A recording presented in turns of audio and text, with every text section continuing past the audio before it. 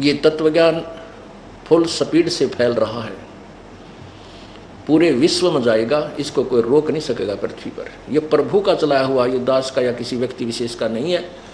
और परमात्मा के मार्ग में जो बाधा करेगा, उसके बीच में खड़ा होगा, आंट लगाने की चेष्टा करेगा, वो तो उस अंधे गधे जैसा होगा।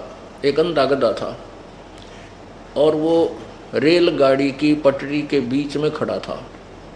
रेलगाड़ी आ रही थी, अब उसने देखा गड़गड़ गड़गड़ करती हुई कोई वस्तु आ रही है। अब गधे ने सोचा कि तुझे छेड़छाड़ करेगा, इसका पहले लात मार दूं। अब ट्रेन ने तो वहाँ आना ही था, पर क्योंकि उसका मार्ग था और मार्ग में अंधा गधा खड़ा, और वो ने सोचा कि आण देश ने मेरा निकट, इसका लात ठोकूंगा, ये मुझे डिस्टर्ब करने आ रहा है कोई वस्तु। अब जो ही ट्रेन बिल्कुल निकट आई, उस अंधे गधे ने दोनों लात मारी, दोनों पछंडे मारे रेल के इंजन के, उठा के पटक दिया, गधा के रखित पड़ा जाकर। तो रेल के मार्ग में अंधा गधा खड़ा कभी रुक सकता है?